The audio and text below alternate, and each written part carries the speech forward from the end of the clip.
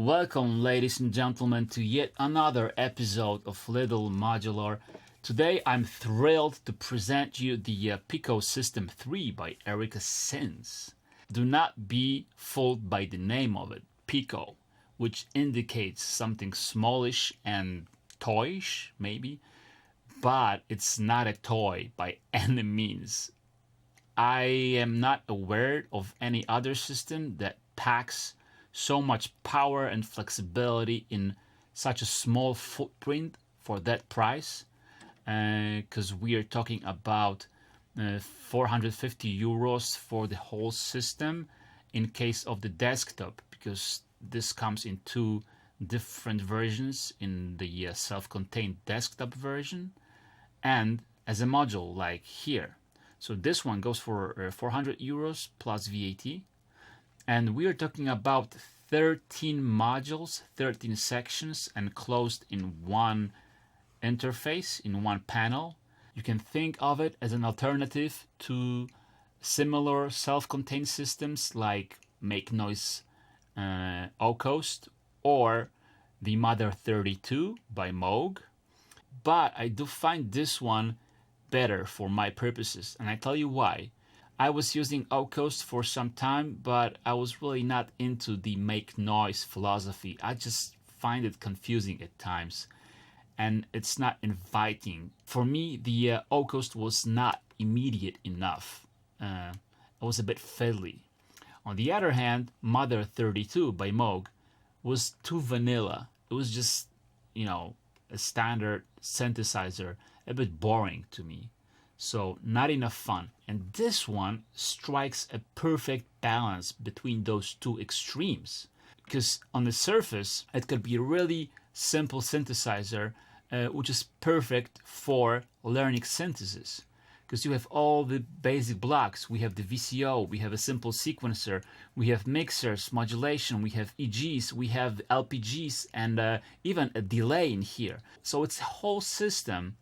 But if you start patching it, the whole system becomes a super deep rabbit hole. And the other thing that sets this apart from the mentioned systems is this right here, the preset card slot.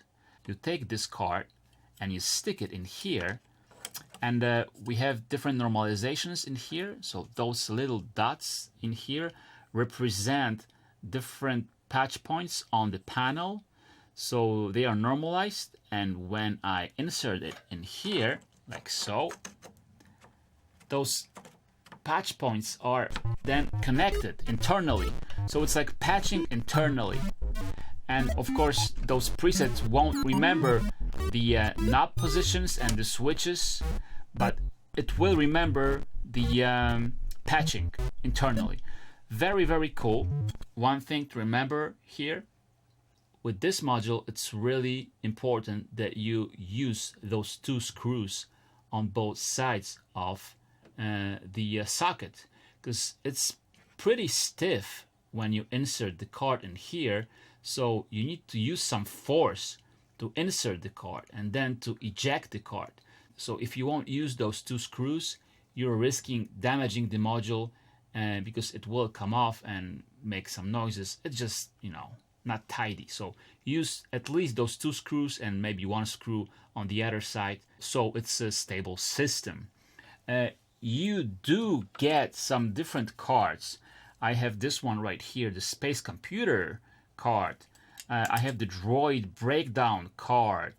I also have the Drone Master card, the synthesizer card, and the LPG Techno card. And it's a really cool starting point. If you do not want to get lost in patching immediately, you can just fiddle with those, and it will take you weeks exploring them. Besides that, you also get some empty cards. What this means is that you can solder those patch points yourself. If you take a closer look, I'm not sure if you can see it, each of those patch points has a little markings below, which actually tell you what exact patch point the particular dot represents. And then you can just use a standard soldering lead and just solder those together. And then when you insert this card in here, it will connect those points internally. So this is a very clever system because you can prepare your patches beforehand and then just, change them on the fly during a live performance. And the second thing, which is also a biggie for me, you do not have to deal with the cable spaghetti. So I'm thinking about making this a centerpiece of my live rig instead of trying to put together different modules, experimenting with infinite combinations. Just putting this into my case and maybe few different effects. This is just super flexible, fast, and small. And other thing I found super cool is that the Erica SYNTHS drum sequencer, which I hope you see down here, is a match made in heaven for this. As you can see, they have exact same HP width. So you can put them just next to each other like I did here. And this is just so much fun and it works together so well. I don't know if they were designing that to fit drum sequencer in such a neat way, but it does. Because you have many trig ins in here. You can trig the clock in from the sequencer. Then there's a clock in on the modulation section. We also have trigger ins on both of the EGs. Plus there are 2 extra LFOs on the drum sequencer and the melodic sequencer, which spits out the gate and CV, which you can use with the volt per octave inputs on both of the oscillators and of course the EGs. So this is a perfect match, which I'll hopefully show you in a second. But for now, let's take a look at the front panel. So the socket I have told you about already. Then we have a sequencer. It's a simple 4-step sequencer that has a clock in right here. Then you can change the length of the sequencer. It can be 2, 3, or 4 steps. And then you have the CV out from the sequencer right here. It doesn't have the trig out due to the space limitations, but you can just use a mult from the clock in right here. Then we have a really clever VCO section containing 2 VCOs on the sides and a VCO control section in the middle. Those 2 VCOs are similar, but not exactly same. Both of them, of course, have the tune knobs for tuning. Both of them have the octave switches, octave up, middle, and octave down. Both of them have volt per octave control. They also have triangle outputs right here. But where they differ is this section right here. This one offers pulse width modulation, and you can control this pulse width manually right here, or you can control it with the dedicated CV in here, and that's where you get the pulse out. This one, on the other hand, has a wave shaper built in, and it sounds really unique.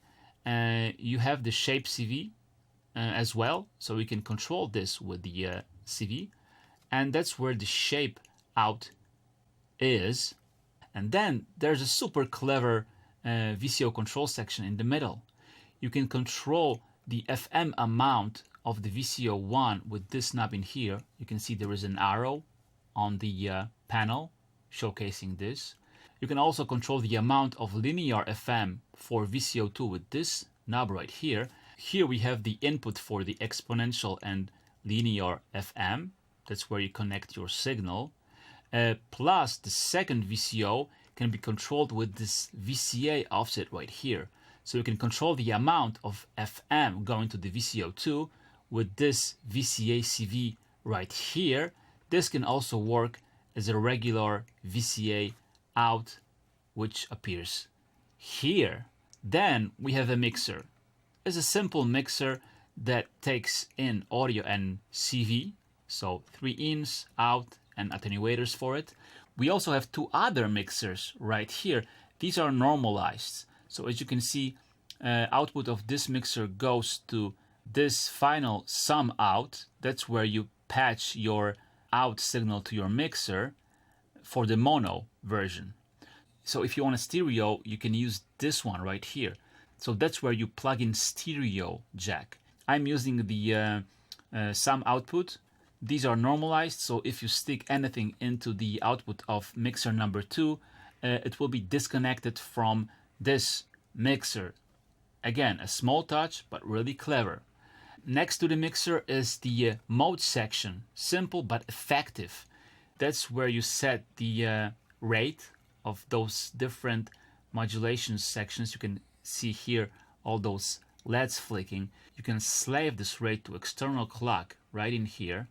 And you are getting an LFO, a simple sine wave, a pulse out of this socket. You are also getting a random pulse out of here, sample and hold, and a white noise on top of that.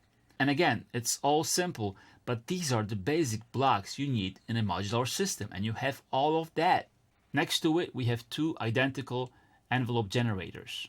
Okay, each of them has attack and a decay. Each of them can be looped, so you don't need anything in the trigger inputs down here for this to work. You can just loop it.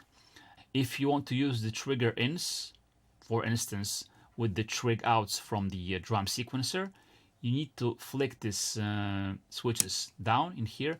You also have 2 manual switches.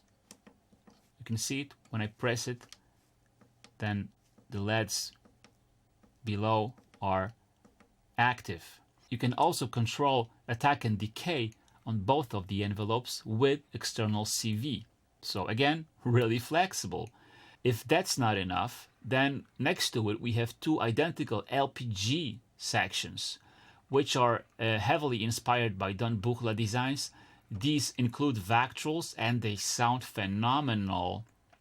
You can set it as a VCA with the upper position with those switches, or as an LPG at the VCF position.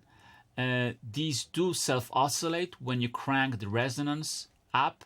Here we have the offset for the VCA, and you have 2 CV ins on each of them. That's where you plug in your audio source, and that's where the outs are. And a cherry on top of that is a true BBD delay that also sounds phenomenal. At times it sounds like a spring reverb. It could be really grungy and it can be transparent. And that's because besides having typical delay parameters like time here, a feedback and dry wet controls, you also have a built-in filter. So there are 3 settings. The rightmost setting is the brightest one. So all of those crunchy artifacts and noises that we love BBD delays for will be heard at this setting. This is darker and this is darkest.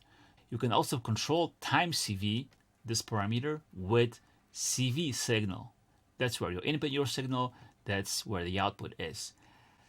That's it. It was a lot of talking, but it's dense, as you can see. So if you think about it, this is easily an equivalent of a whole 9U 84 HP system, if you ask me. In a pocket size.